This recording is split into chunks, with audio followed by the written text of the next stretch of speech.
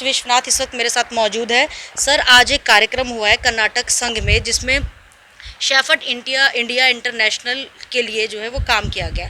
आखिर ये संस्था किस तरह की तस्वीर जो है वो देश में बदलना चाहती है? आपको क्या लगता है कि इस संस्था के माध्यम से जो शेफर्ड समाज है वो कितना आगे बढ़ सकता है और किस तरह की तस्वीर जो है वो उभर के सामने आएगी अगर ये संस्था काम करेगी आगे? शेफर्ड्स इंडिया इंटरनेशनल, ये शेफर्ड कम्युनिटी वो दुनिया में बहुत पुराना कम्युनिटी है, बहुत पुराना कम्युनिटी है। वो शीप और उद्योग,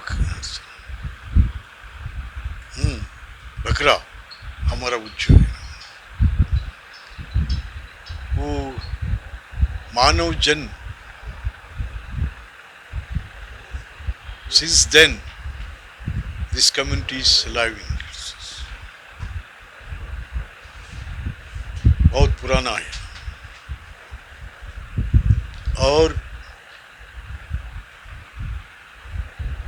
आज हम दिल्ली में शेफर्ड्स इंडिया इंटरनेशनल का नेशनल एग्जीक्यूटिव का मीटिंग होना है। इस मीटिंग में कोने कोने से राज्य पर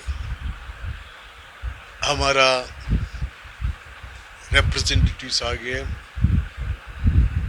बहुत डिसीजन इधर हो गया आज। ये प्रमुख डिसीजन है ना, अक्टूबर 2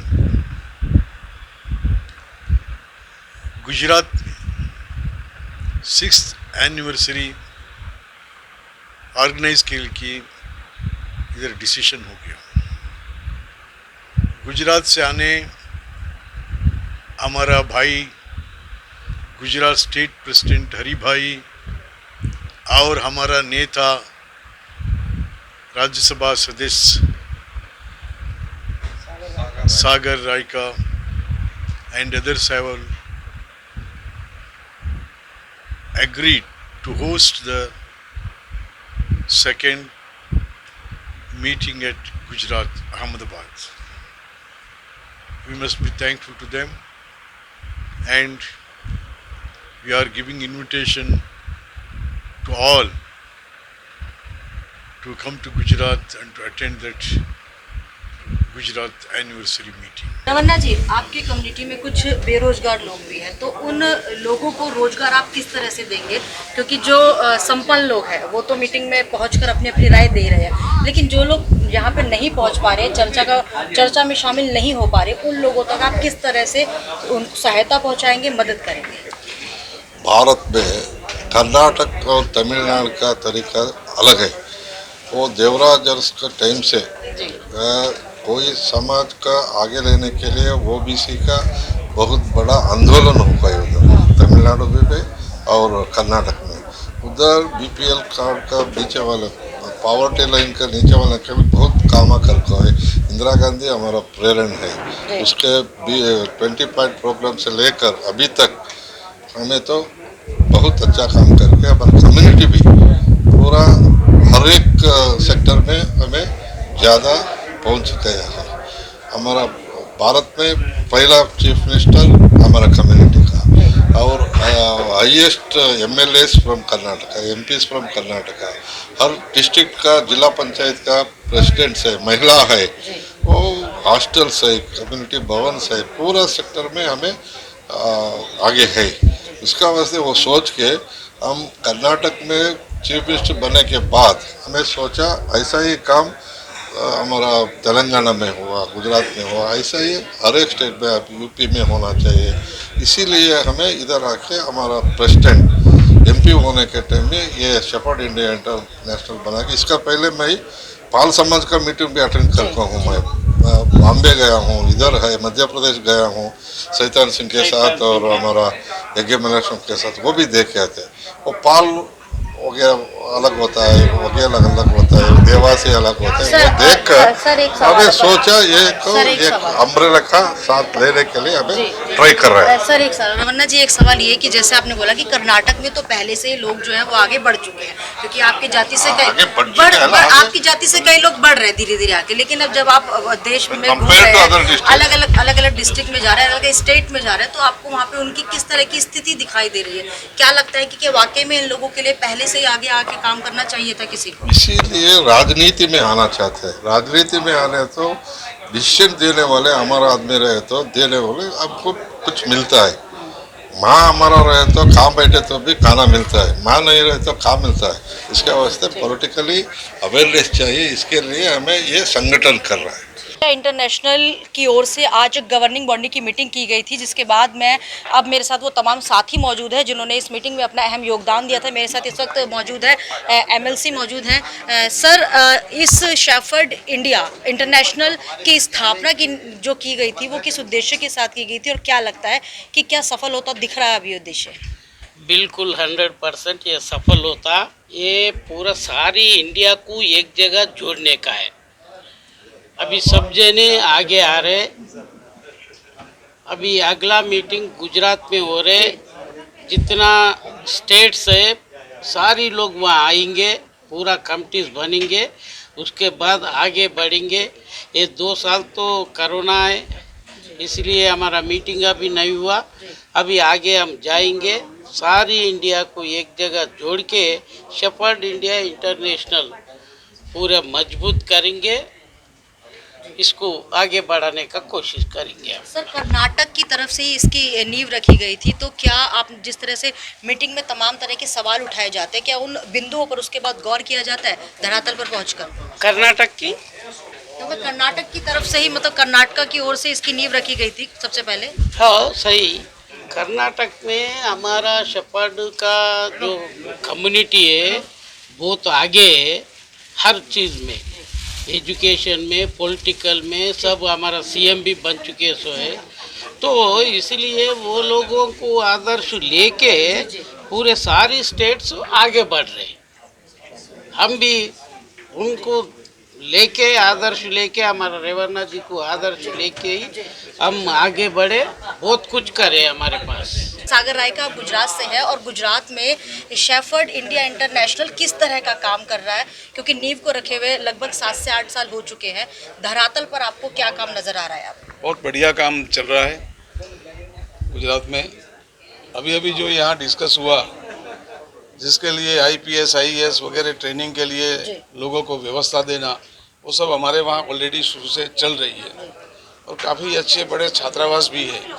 वहाँ ज़्यादा कोई कमी नहीं है, लोग अपने आप को कॉम्पीट कर रहे हैं इस बिरादरी के लोग। और गुजरात में लोग एडमिनिस्ट्रेशन में अपनी हिस्सेदारी बढ़ चढ़ के, इवन महिलाएं भी ले रही है, कोई सवाल है ही नहीं। गुजरात एक अच्छा मॉडल रहेगा। और अभी जो वेबसाइट डिजिटलाइजेशन की बात की, तो गुजरात में रायका एजुकेशन चैरिटेबल ट्रस्ट का एक वेबसाइट भी है, जो शिक्षा का काम करते हैं, लोगों को इसमें कॉम्पीट होने के लिए कॉम्पिटिटिव क्लास में बहुत बड़ी हेल्प समाज के लोग कर रहे हैं। सर समाज के लोग हेल्प कर रहे हैं, आपने बोला कॉम्पिटिटिव क्लास में, लेकिन जो गरीब लोग हैं उनको किस तरह से लाभ पहुंचा रहा है? खास करके गरीब लोगों के लिए ही है। जिनके पास सुविधा है वो तो अपने आप कर लेते हैं, गरीब लोगों के लिए ही सुविधा है। मैंने अभी मीटिंग में भी कहा कि जो कन्या छात्रालय है लेडीज़ की, उसमें खाने पीने की, रहने की सब व्यवस्था हम ही लोग करते हैं, कोई पैसा जेब से देना नहीं पड़ता है। और काफ़ी जिलों में अच्छी तरह उसकी व्यवस्था हो चुकी है। जब ये सब गुजरात आएंगे मीटिंग में, तो हम इनको आग्रह करेंगे कि आप 2 दिन ज़्यादा रुको और सब देख के जाओ। एक गरीब लोगों के लिए, जो पैसे वाला है वो हमारे पास आते ही नहीं, वो खुद देख लेते हैं। गरीब लोगों के लिए करने का है। शेफर्ड इंडिया इंटरनेशनल से जुड़े हुए कितना समय हो चुका है आपको, और यहाँ पर पहुँचने के बाद आपको क्या लगा कि जो गडरिया समाज है उसको और कितना अभी आगे बढ़ाने की ज़रूरत है, और साथ ही कर्नाटक की ओर से जिस तरह इस संस्था की एक स्थापना की गई, एक नींव रखी गई, कर्नाटक की तरफ से रखी गई, तो उसके बाद आपको क्या लगता है कि कैसे आप लोगों को भी काम करना चाहिए जिससे कि बाकी जो राज्य हैं वहाँ पर भी जो गडरिया समाज है वो आगे बढ़ सके? देखिए, 2015 में शेफर्ड इंडिया इंटरनेशनल की जो है लॉन्च किया गया दिल्ली में। मैं मौजूद था लॉन्चिंग में। आज 6 वर्ष हो गए हैं। हर वार्षिक प्रोग्राम में मैं उपस्थित होता हूँ और ये बहुत ज़रूरी था कि देश के बाहर भी ये चरवाहा समाज, शेफर्ड समाज रहता। जैसे आप देखते होंगे, एक एम्पायर आज भी क्रिकेट में अब संन्यास ले चुके हैं, डेविड शेफर्ड, और बहुत सारे लोग जो हैं चरवाहा समाज के, शेफर्ड समाज के, कर्नाटका में आपका तो रहते ही रहते हैं। अच्छा, उसके अलावा लोगों को पता नहीं था कि शेफर्ड जो चरवाहा समाज, हाँ नहीं, पता था, लोगों को पता था। देश के बाहर भी, इंग्लैंड में भी, ऑस्ट्रेलिया में भी, सब जगह शेफर्ड समाज पर्याप्त मात्रा में है। इसलिए इसके बनाने की जरूरत इसलिए पड़ी कि ये शेफर्ड समाज देश के विभिन्न राज्यों में विभिन्न नामों से जाना जाता है। एक राज्य में भी कई नामों से जाना जाता है। जैसे उत्तर प्रदेश में ये पाल, बघेल, धनगर, नीखर, गडरिया के नाम से जाना जाता है। इसी तरीके से कर्नाटक में कुरवा के नाम से जाना जाता है, तमिलनाडु में कुरमा है, कुरम्मन है, कहीं गायरी है, कहीं राजस्थान में गायरी है, गाडरी है, बिहार में गडेरी है, हर अनेक नामों से। यही जाति नहीं, ओबीसी की बहुत सारी जातियां। जैसे उत्तर प्रदेश में आप कश्यप समाज को लें तो उसमें कश्यप है, धीमर है, निषाद है, मल्ला है, बिंद है, तुरैया है, मांझी है, सब लोग हैं। जाति एक है पर उनके टाइटल क्षेत्र वाइज अलग अलग नामों से वो लोग जाते हैं। इसलिए दक्षिण भारत के लोगों ने, विशेषकर कर्नाटक से जो ये मुहिम विश्वनाथ जी और रेवन्ना जी ने चालू की, ये बहुत जरूरी थी कि देश के चारों पोलों को एक करने के लिए, उत्तरी भारत, दक्षिणी भारत, पश्चिमी भारत, पूर्वी भारत, इन सब के आपस में जो सामंजस्य बैठाना कि उत्तरी भारत के लोग किस तरह का जीवन व्यतीत कर रहे हैं, उनकी आर्थिक पोजीशन क्या है, सामाजिक पोजीशन क्या है, शैक्षिक स्थिति उनकी क्या है, राजनीतिक स्थिति क्या है। अगर ये सब चीजें हमें पूरी कम्युनिटी के लिए देखनी है, पूरी शेफर्ड चरवाहा समाज के लिए देखनी है, तो वही लोग पहल करते हैं जो लोग हर क्षेत्र में पहले कुछ न कुछ उन्नति प्राप्त कर लेते हैं। कर्नाटक में शेफर्ड समाज का चीफ मिनिस्टर भी रह चुका है। वहाँ बड़ी संख्या में लोग, सर बड़ी संख्या में, हाँ, गुजरात में, मुझे जैसे सर बताया कि वहाँ पे पहले से बड़ी संख्या में लोग जो है शेफर्ड समाज के लोग जो हैं वो अपने एक दमखम बना चुके हैं। लेकिन अब यहाँ पर जब एक बंद कमरे में मीटिंग हुई तो आप जैसे लोग जो यहाँ पर बैठे हैं, गुणी लोग, वो धरातल पर पहुंचकर किस तरह से अपनी कम्युनिटी के लोगों को बताएंगे कि आपके लिए एक संस्था आ चुकी है जो काम कर रही है, कैसे आगे बढ़ाएंगे, चाहे रोजगार के लिए हो, चाहे स्वास्थ्य के लिए हो, चाहे शिक्षा के लिए हो, क्योंकि आगे तो वो तभी बढ़ेंगे। देखिए, उत्तर प्रदेश में हम लोग छात्र जीवन से, छात्र राजनीति से दबे कुचले शोषित समाज के लोगों की राजनीति कर रहे हैं। 89 में जब जनता दल बना तब से लेके आज तक कंटिन्यू लोगों का जो वास्तविक में राजनीति करते हैं, जो समाज सेवा के लिए राजनीति करते हैं, वो लोग इस बात पे चिंतित रहते हैं, चिंतनशील रहते हैं, क्रियान्वित रहते हैं, बराबर कार्य करते रहते हैं। उत्तर प्रदेश में हम लोग कार्य कर रहे हैं, मुझ जैसे सैकड़ों लोग काम कर रहे हैं, सैकड़ों लोग काम। उसी का परिणाम है कि आज शेफर्ड समाज या चरवाहा समाज राजनीति में विभिन्न क्षेत्रों में, चाहे शिक्षा का क्षेत्र हो, आर्थिक क्षेत्र हो, राजनीतिक क्षेत्र हो, सामाजिक क्षेत्र हो, प्रशासनिक क्षेत्र हो, हर क्षेत्र में वो प्रोग्रेस कर रहा है।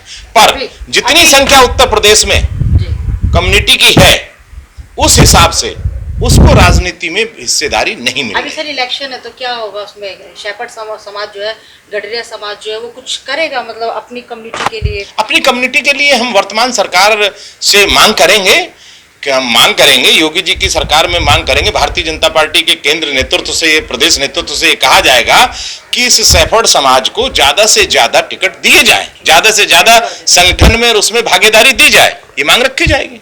जहाँ पर शेफर्ड इंडिया इंटरनेशनल की एक मीटिंग चल रही थी, ये बोर्ड की मीटिंग थी। इस मीटिंग में किस विषयों पर चर्चा की गई, उस बारे में ज़्यादा बातचीत के लिए इस वक्त मेरे साथ मौजूद है शेफर्ड इंडिया इंटरनेशनल के जनरल सेक्रेटरी जी के पाल। सर, आपका स्वागत है। सबसे पहले आज की जो मीटिंग रखी गई है, एनुअल गवर्निंग बॉडी की मीटिंग है, तो क्या चर्चा हुई, कौन कौन से विषय रखे गए? देखिए, सबसे बड़ी बात है कि समाज के जो विषय हैं, हम लोग एजुकेशन, सोशल और उसके अलावा एजुकेशन के पॉइंट ऑफ व्यू से दिल्ली यहाँ हम शेफर्ड्स होम की स्थापना करेंगे, ये हमारा मूल उद्देश्य था। या आंध्र प्रदेश या आप तेलंगाना, इन स्टेट में कर्नाटक हमारा जो समाज है उसकी स्थिति बहुत अच्छी है, पॉलिटिकल रूप से भी, एजुकेशनली भी, मामले में भी, सोशली भी और पॉलिटिकल भी।